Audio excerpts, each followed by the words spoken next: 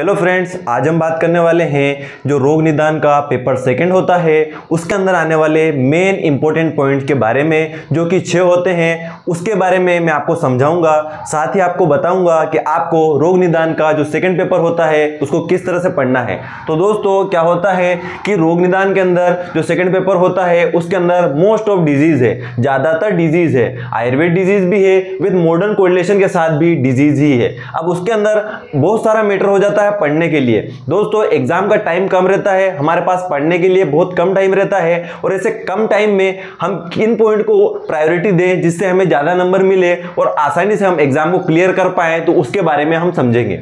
सबसे पहली चीज तो आयुर्वेद कोई भी रोग आपसे एग्जाम में पूछे जाए, आपको ओनली 6 पॉइंट के ऊपर ध्यान देना है।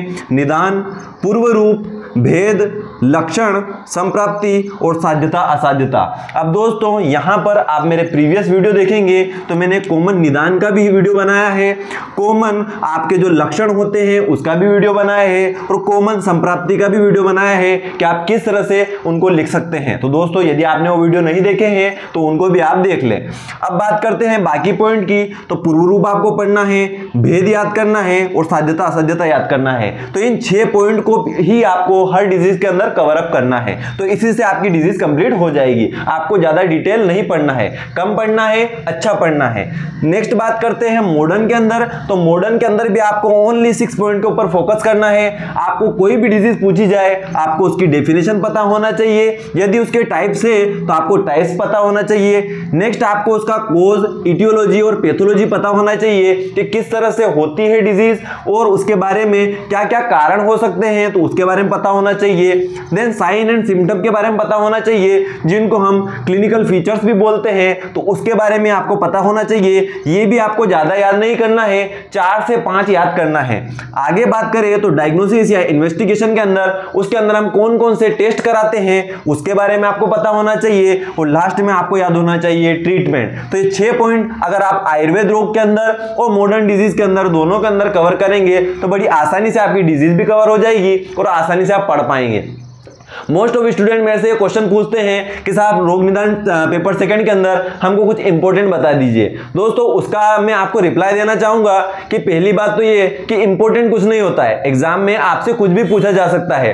हर एग्जामिनर का या हर टीचर का जो पूछने का तरीका होता है वो अलग होता है। किसी टीचर के लिए हम बात करें तो पांडु इंपॉर्टेंट हो सकता है, तो किसी टीचर के लिए ज्वर इंपॉर्टेंट हो सकता है। मीन्स कोई भी डिजीज उसके लिए इंपॉर्टेंट हो सकती है, वो एग्जाम में कुछ भी पूछ सकता है। आपको तैयार रहना है कि आपको उस क्वेश्चन को हैंडल कैसे करना है। और चीजें बात करें तो यहां पर मैं बात करना चाहूंगा कि आप क्या करेंगे, यदि बहुत सारी डिजीज के अंदर सभी पॉइंट को कवर करेंगे तो आप उसको सिलेबस को कवर नहीं कर पाएंगे। लेकिन यदि आप ओनली सिंपल पॉइंट के ऊपर फोकस करेंगे, 6 पॉइंट आयुर्वेद के अंदर और 6 पॉइंट मॉडर्न के अंदर कवर करेंगे, तो बड़ी आसानी से आपकी डिजीज भी कंप्लीट हो जाएगी, सिलेबस भी कवर हो जाएगा, और कम याद कर आप आसानी से अच्छे मार्क्स को अचीव कर पाएंगे।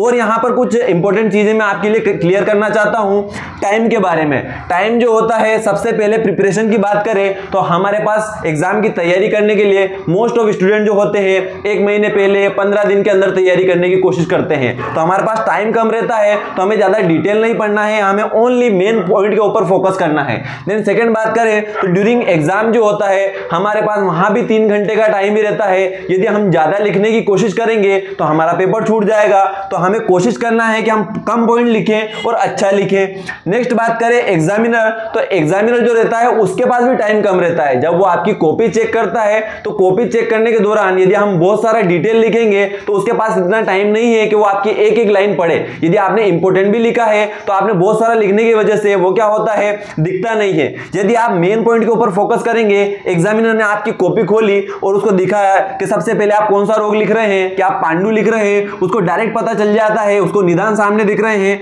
भेद सामने स्पष्ट रूप से दिखाई दे रहा है, संप्राप्ति देखने को मिल रही है, तो वो ज्यादा क्वेश्चन को ना पढ़कर आपको आसानी से नंबर उसी चीज में दे देगा।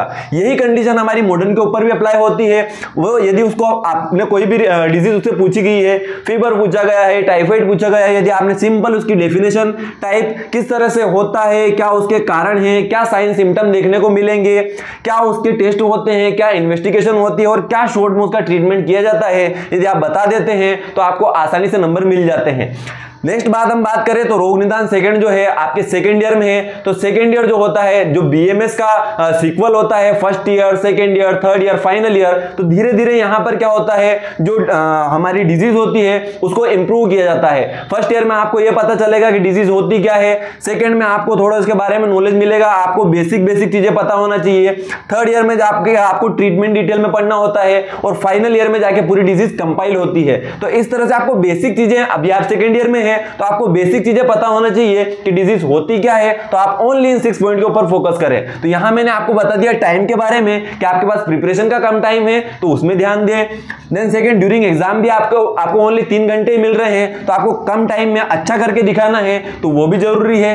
नेक्स्ट हम एग्जामिनर की बात करें तो एग्जामिनर के पास भी आपकी कॉपी चेक करने का टाइम बहुत कम टाइम होता है। तो वो कोशिश करता है, हमको ये कोशिश करना है कि हम एग्जामिनर को इंप्रेस करें। कम टाइम में अगर वो देख पा रहा है, उसको डायरेक्ट चीजें दिखने को मिलेगी तो आपको अच्छे नंबर देगा। नेक्स्ट हम बात करते हैं एक्सट्रैक्ट की। ओनली मेन पॉइंट या एग्जामिनर सी इजीली। तो यही बात मैं आपको बोल रहा हूं कि आपको एक्सट्रैक्ट निकालना है। कोई डिजीज अगर 4 पेज की, 5 पेज की दी गई है तो आपको उसका एक्सट्रैक्ट निकालना है कि मैं 1 पेज के अंदर इसको किस तरह से कंपाइल कर सकता हूं, उसी में आपको नंबर मिलेंगे। नेक्स्ट बात करते हैं रिवीजन। रिवीजन जो होता है, आप क्या करते हैं कि लगातार सिलेबस को पढ़ते रहते हैं। पढ़ने के बाद क्या होता है, यदि हम स्टार्टिंग में जो चीज पढ़ते हैं, लास्ट का सिलेबस कवर करने के चक्कर में हम उसका रिवीजन नहीं कर पाते हैं पहले का, तो पहला हमारे भूलने में आ जाता है। अब भूलने में आ जाता है तो उसकी वजह से क्या हुआ, वो पढ़ा नहीं पढ़ा बराबर हो जाता है। तो हमें रिवीजन ज्यादा करना है। ये कोशिश ना रखें कि आप 100% सिलेबस कवर करें, इस चीज के ऊपर फोकस करें कि यदि आपने 50% सिलेबस भी कवर किया है तो आप प्रॉपर रूप से उसका रिवीजन करें और अच्छे से उसको याद करें ताकि आप प्रॉपर रूप से उसका प्रेजेंटेशन दे सकें।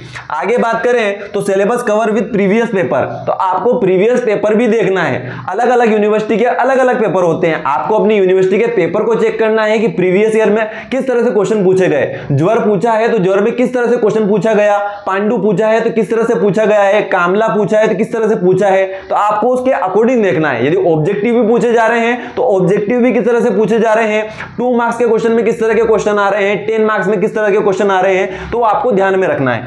आगे बात करें तो एसेसरी मटेरियल। एसेसरी मटेरियल का मतलब क्या, आपसे कोई भी क्वेश्चन पूछा गया है, यदि आपको उसका एग्जैक्ट आंसर नहीं भी पता है तो उससे रिलेटेड आप एसेसरी चीजें उसके अंदर डाल सकते हैं और मार्क्स अचीव कर सकते हैं। अब ये कैसे, जैसे मान लीजिए आपसे पूछा गया कि ज्वर की संप्राप्ति बताइए। अब आपको ज्वर की संप्राप्ति थोड़ी बहुत याद है, कंप्लीटली याद नहीं है, तो आप क्या करें, सबसे पहले उसके निदान के बारे में थोड़ा बता दें। पहले ज्वर के बारे में बता दें कि ज्वर होता क्या है, इसका प्रत्यात्म लक्षण क्या होता है, संताप होता है। तो आप थोड़ा उसके बारे में एसेसरी चीजों को बताने की कोशिश करें। यदि एसेसरी चीजें आप बताएंगे और संप्राप्ति आपको थोड़ी भी याद होगी तो उसकी वजह से क्या होगा, दूसरा जो आपने मटेरियल लिखा है उसकी वजह से आपके मार्क्स इंप्रूव हो जाएंगे। तो इन चीजों के ऊपर फोकस करें। मैं आपको क्या बता रहा हूं, मेनली आपको 6 पॉइंट के ऊपर फोकस करना है रोग निदान सेकंड के अंदर। आप ये ढूंढने की कोशिश ना करें कि इंपॉर्टेंट क्या है, ये ढूंढने की कोशिश करें कि आप 6 पॉइंट के अंदर किस तरह से डिजीज को कवर कर सकते हैं। तो इस तरह से बड़ी आसानी से आप सिलेबस को भी कवर कर पाएंगे और आसानी से याद भी हो जाएगा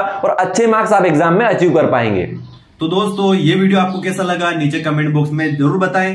ज्यादा से ज्यादा इस वीडियो को शेयर करें, लाइक करें और दोस्तों जिसने भी अभी तक मास्टरमाइंड समीर चैनल को सब्सक्राइब नहीं किया है तो प्लीज सब्सक्राइब कर लें, बेल आइकन को प्रेस कर दें ताकि आने वाली वीडियो की अपडेट आपको मिलती रहे। तो दोस्तों इसी तरह आयुर्वेद को पढ़ते रहिए, सीखते रहिए और आयुर्वेद को आगे बढ़ाते रहिए। Thank you.